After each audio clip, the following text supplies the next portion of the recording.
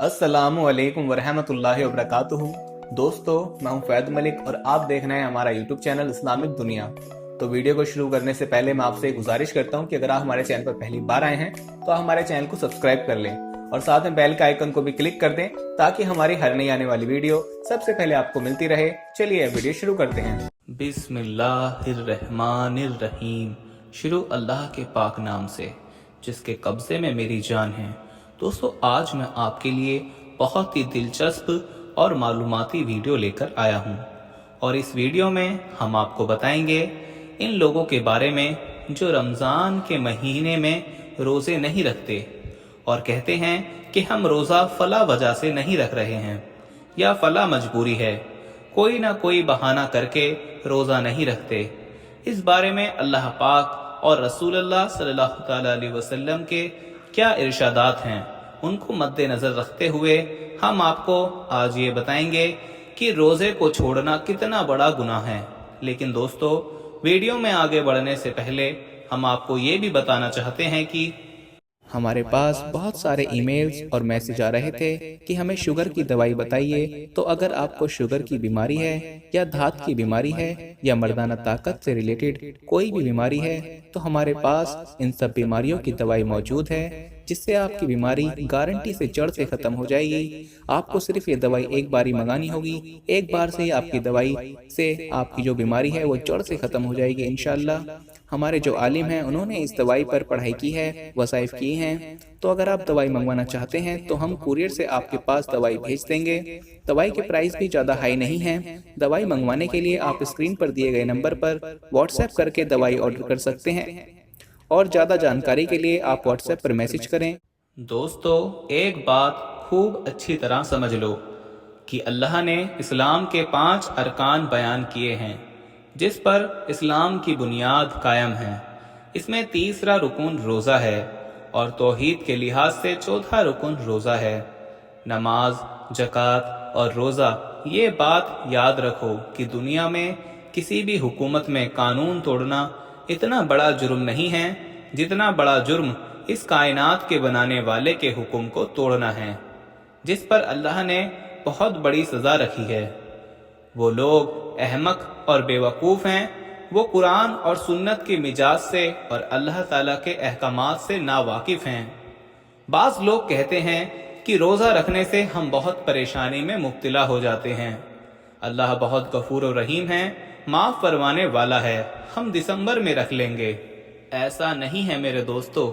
अल्लाह ने गफूर और रहीम अपने आप को ऐसे लोगों के लिए कतई नहीं कहा। अल्लाह ने अपने आप को गफूर और रहीम उन लोगों के बारे में कहा है जिनसे पिछली ज़िंदगी में गुनाह हो गया और अब वो तौबा करके अपनी इस्लाह कर रहे हैं और रमज़ान के रोज़े को पाबंदी से अदा कर रहे हैं। अल्लाह फरमाता है कि मैं उनके बारे में गफूर और रहीम हूँ, इसलिए पिछली खताएं माफ़ कर दूंगा। जो अल्लाह को गफूर और रहीम समझकर गुनाह कर रहा है उसके बारे में अल्लाह ने धमकियां दी हैं।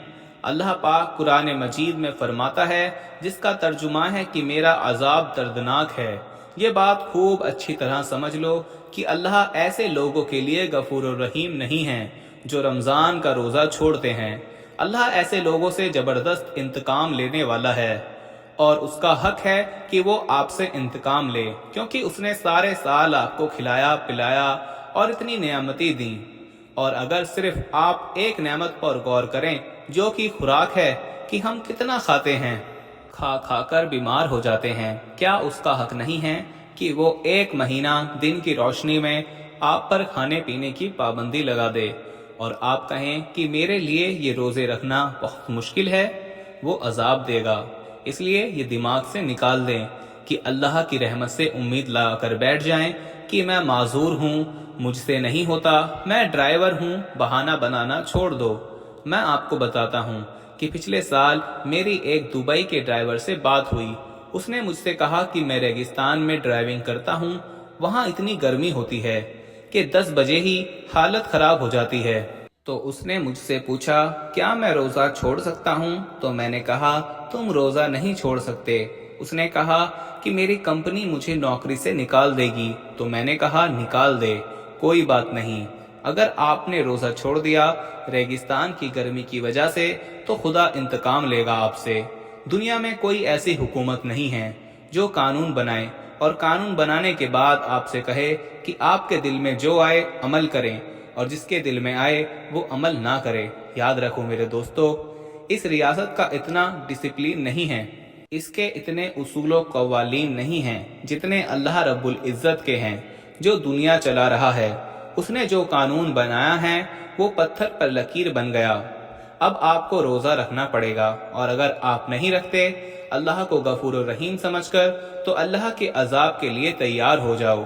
ایسا عذاب کہ اللہ نے قوم عاد اور قوم سمود کو تباہ اور برباد کر دیا، اللہ نے قوم لوط کو بھی تباہ اور برباد کر دیا، اللہ تعالیٰ نے فرعون کو بھی تباہ اور برباد کر دیا۔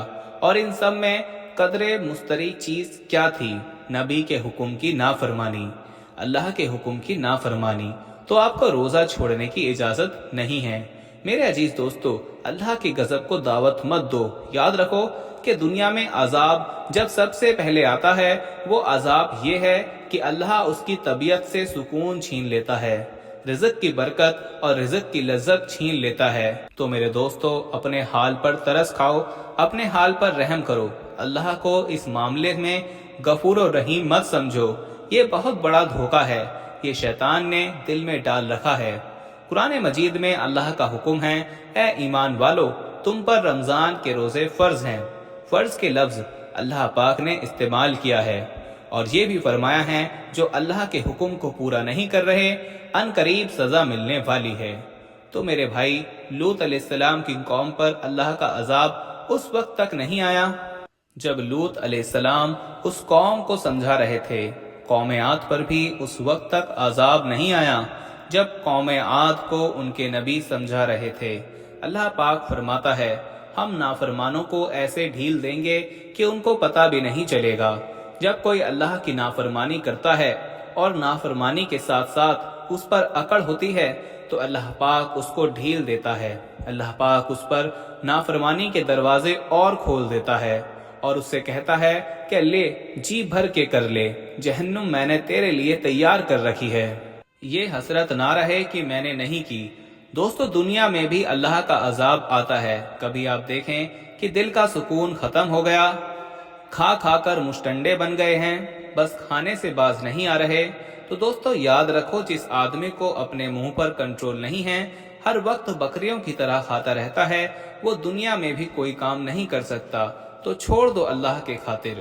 لوگ یہ کہتے ہیں کہ ہم سے پڑھائی نہیں ہوتی، بوریت ہو رہی ہے، سوتے ہوئے گزار دو، کوئی بات نہیں، مگر کھانے کی اجازت نہیں ہے۔ ہاں، رمضان کو کوشش کر کے کرامات بنائیں، عبادت کریں۔ اگر کچھ بھی نہیں ہو رہا تو بھائی، یہ جو بھوکے پیاسے رہ گئے نا آپ، صبح صادق سے لے کر غروب آفتاب تک، تو سمجھ لو بہت کچھ ہو رہا ہے آپ سے۔ یہ غلط فہمی ہے کہ روزہ چھوڑنے والا تو صبح سے لے کر شام تک کتنی ایکٹیویٹی، کتنے کام کر لیتا ہے، اور میں تو پڑا رہتا ہوں، کچھ بھی نہیں ہوتا۔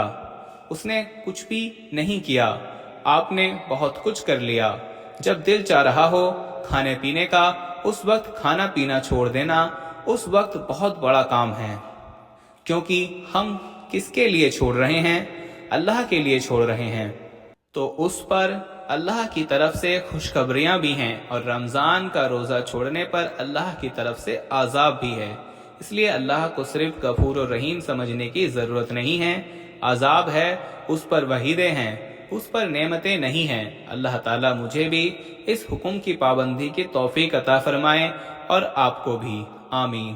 دوستو، آج کی ویڈیو میں بس اتنا ہی۔ مجھے امید ہے آپ کو یہ ویڈیو ضرور پسند آئی ہوگی۔ تو دوستو، اس ویڈیو کو ثواب کی نیت سے اپنے سبھی قریبی دوستوں میں، سبھی قریبی لوگوں میں ضرور شیئر کریں تاکہ ان کے پاس بھی یہ معلومات پہنچ سکے، اور اس ویڈیو کو دل سے لائک کریں۔ ملتے ہیں اپنی اگلی ویڈیو میں، تب تک کے لیے مجھے اجازت دیجیے۔ فی امان اللہ۔